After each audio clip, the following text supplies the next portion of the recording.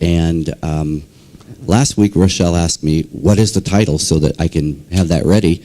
And I said, you know what? It's one of three things. I came up with this title. Well, this title came to me, Looking Beyond the Obvious. And I thought, oh, I don't know. And so I kept looking and thinking, and I prayed about it a lot. And another topic came to me, and I started pursuing that. And then it sort of fell by the wayside, and Looking Beyond the Obvious came back to me, and I thought, I'm just not really good with that one. So I kept going, which was like the third thing that I told Rochelle, I don't know. I just don't know. Well, I should have known, because Looking Beyond the Obvious came again. And so that's where I ended up.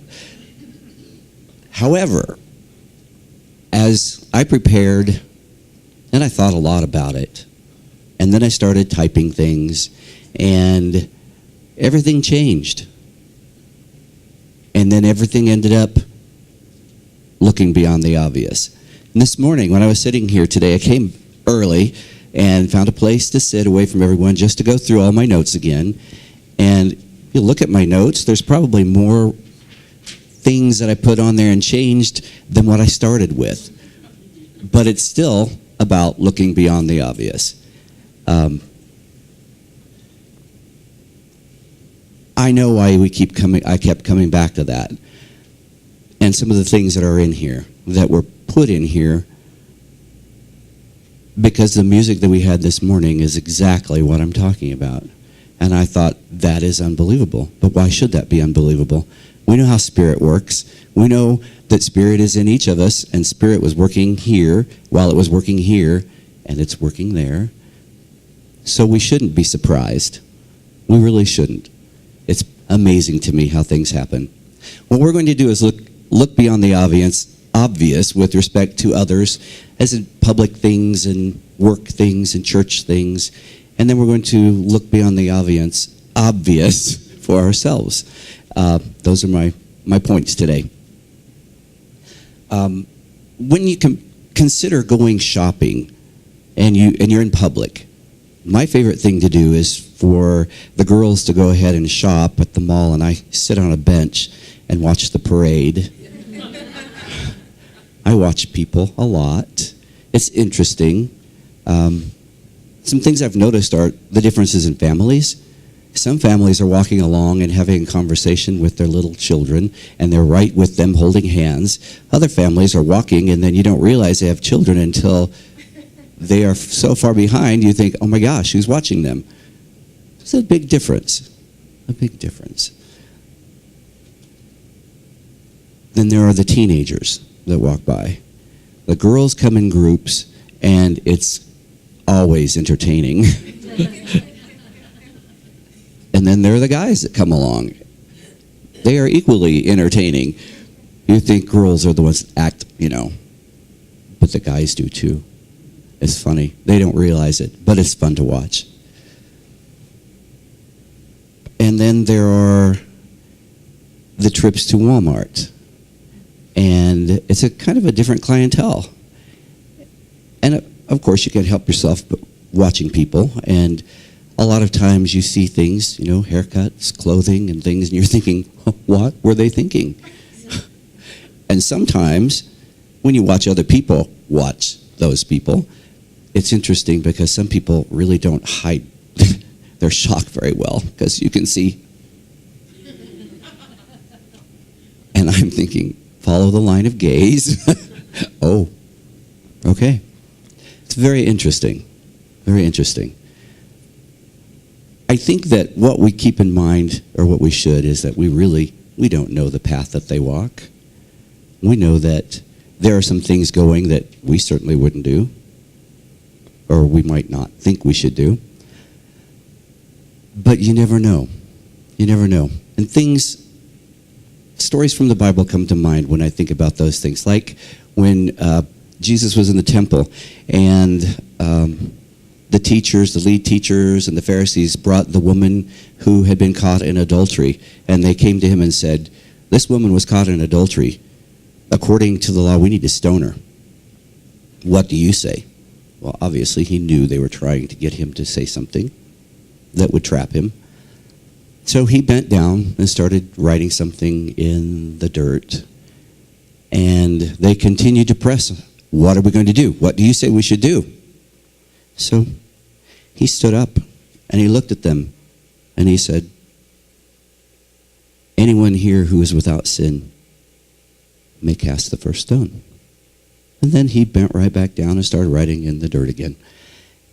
And he waited, and one by one, they walked away because they knew. They knew.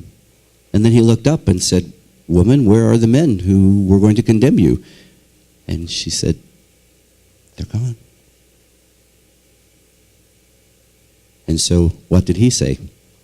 He looked at her and said, basically, go and do what you know is right.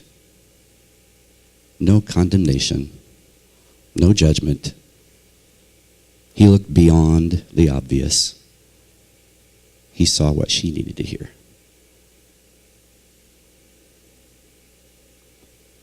It is really never our place to think less of people. It is never our place to make that judgment. It is our place to try to be the people that we need to be and to help them, if we can, be the people that they need to be. Let's consider people at work.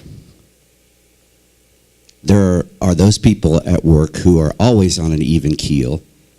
We appreciate them. Then there are the terminally optimistic people. Some days you think, oh gosh, happy pills, I don't know. But we appreciate them as well, to an extent. And then there are the people that walk in and you feel every time they walk in. And we know that's the person we don't want to be around. We want to go to another room. We want to leave when they're in the room. But again, we don't know the path that they're on. We have no idea. We have a friend, her name is Julie, who has shared with us that there was a person in her office that everyone just dreaded this person coming in because nobody was treated nicely. Everyone got the brunt of everything this person was feeling and having to say. And she decided, I think we need a hug antidote here. And so she took it upon herself to confront this person and say, I think you need a hug.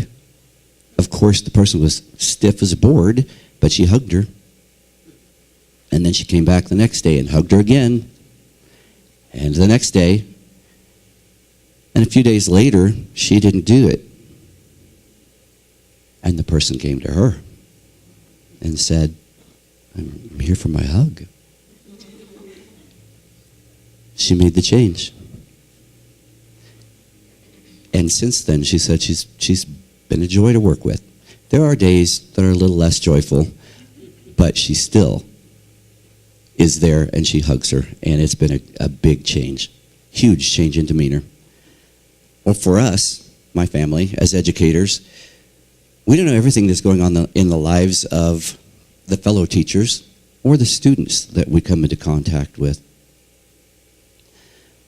Sometimes we're given a glimpse into those lives, and then we step back and wonder how they're able to function at all. We too need to look beyond the obvious, which is what Julie did. I know there's a story that I've told to many people before, and I apologize if you've heard this, but it fits, so I'm going to tell you again. My wife teaches kindergarten. Love the kindergarten stories. You can't make that up. She has to teach them everything. They come in, many of them, not knowing how to sit, not knowing how to hold a pencil, not knowing how to do much of anything. Use scissors, use glue. Oh my goodness, use glue. And so she's teaching them. Use just like dot, dot, not a lot, that kind of thing. Teaching them use just a little bit because that liquid glue can be messy and drippy, and so she's working with them. And she realizes that when they go to use the glue the next time, that there's an empty bottle. And she's wondering, whoa, we didn't use that much glue, because each table has glue. So she got out her big industrial-sized glue bottle and filled it up and put it back. And a couple of days later, when it's time to use the glue again, 3 of the tables say, "Mrs. Donoho, we don't have any glue." And she's thinking, what?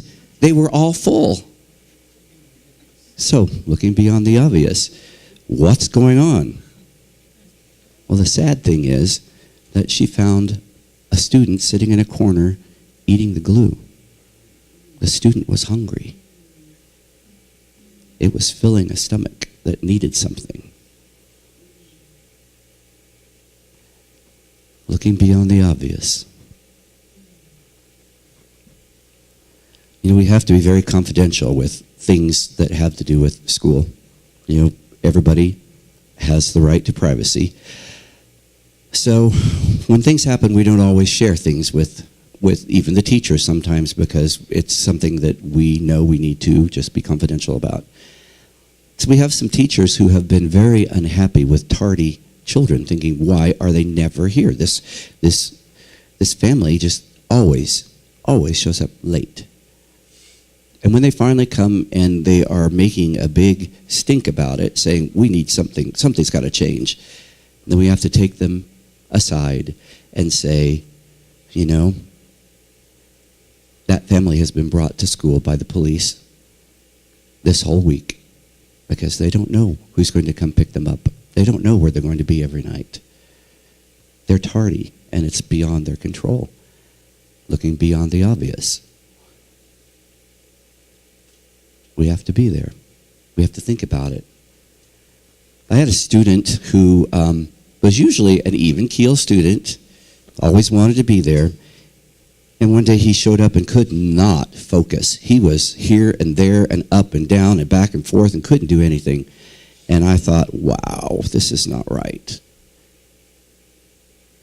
So we cut him a little slack and say, something's going on. We know that. We get it. Well, the obvious is he can't do anything today. He can't focus. But looking beyond the obvious, I should never have picked that word. We found out that his father was coming home. He'd been in prison. He'd never met his father. He was scared because all he knew was his father was coming from prison and his mother had died in prison. We must look beyond the obvious so we understand where people are coming from many times. Kind of a look inside education from our point of view. We think about in the Bible, when Jesus was coming into town, there was a parade, and there was this little man sitting in a tree. His name was Zacchaeus, and he was wanting to see the parade, and he was short, so he had to climb up to see it. And as Jesus passed, he looked at him and said, "Come down from there. I'm coming to your house today," which really blew the people away because they thought, what? We hate that man. He's horrible. Why would you ever want to go to his house? That's the obvious. Looking beyond that, Jesus knew that this man needed to make a change, and he needed forgiveness. So he met with him, and the change happened because he knew that he needed to look beyond the obvious. Looking at people here today, there are people in every church, everywhere, who show up and kind of put on the I'm glad to be here smile and sit through the service and then walk away wishing they could sustain that uplifted feeling that they have throughout the week, and many of them don't even make it through the day with it.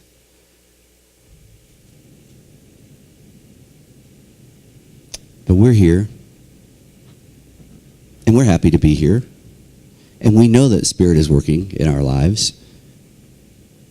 We may not always acknowledge it, but we know that Spirit is there. We live such busy lives. It is very hard sometimes to stop and look beyond the obvious. But I want to ask, how many calls of encouragement do each of us in this room make during the week to help make that feeling go through the week for the people who are here? And how many people who aren't here today will receive a call from one of us saying that we miss them, And we really hope to see them again next week. Something to think about. I know I only have a few phone numbers of people who are here. So it's hard to do that when we don't have that sharing going on. But I think it's very important if we want to build, if we want to retain, if we want people to know they belong and feel they belong. We have to look past the obvious of the fact that they're here, they must want to be here. Yes. But do they feel like they belong? Do they really feel like a part? They should. We want them to. But our part is to look beyond that and make sure they do. It's very important. We're going to turn now and look beyond the obvious with respect to ourselves. Now I'm going to just say the O word. We have a really exciting opportunity. We really do, to look beyond the O word. So what is our role in this life? Wow, did our music not just talk about that? Called to be? What are we called to be? Well, here's the obvious. Mothers, fathers, grandparents, office workers, teachers, students, healers, miracle workers. Yep. Miracle workers. Sometimes we feel like that doesn't happen anymore. But we know better. We should know better. In John 14:11 and 12, Jesus said, "Believe me that I am in the Father and the Father is in me. Otherwise believe because of the works themselves. Truly, truly, I say to you, he who believes in me, the works that I do, he will do also, and greater works than these he will do."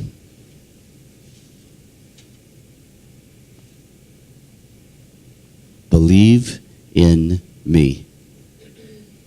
The Spirit that's within you. The Spirit that guides you. Believe. We individually have the power of the Spirit within us, and we can do amazing things with that. Bible scholars have written that in John 14, Jesus is acknowledging the collective power we have on earth and our ability to affect change within our world. We have to look beyond the obvious. Together we can help heal and change each of our lives and the lives of those who need us. Jan and Thomas did a workshop that we attended, and they showed us that pooling our energy, we're able to lift a person with 2 fingers. I kind of thought, right, I'll believe it when I see it. And then I saw it, and I still couldn't believe it. Didn't matter the size of the person. It was effortless. It was easy. We simply pooled the energy and did it. You know, how much more could we do if we pool our positive energy? If we come together with an intent to change the lives of people. It's amazing. We have an exciting opportunity. We can't overlook that.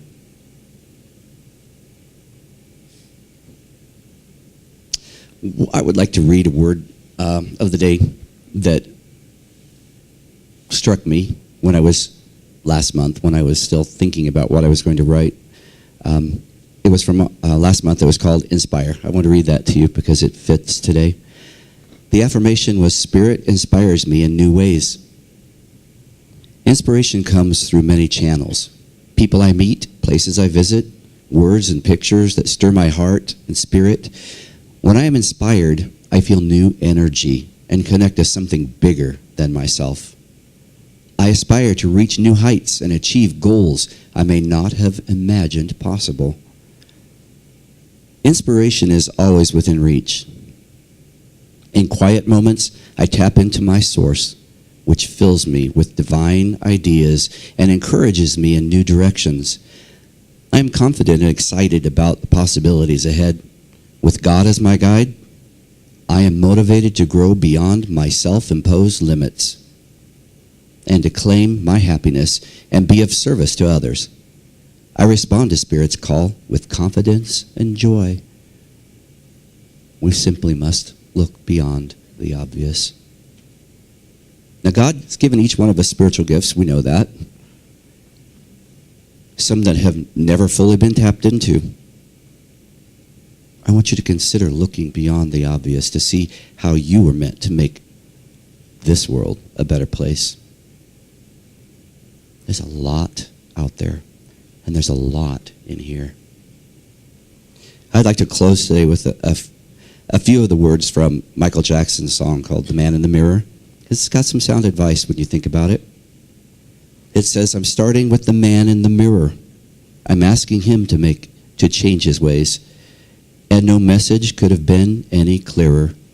If you want to make the world a better place, take a look at yourself and then make a change. Let's start with us and make a change. Thank you.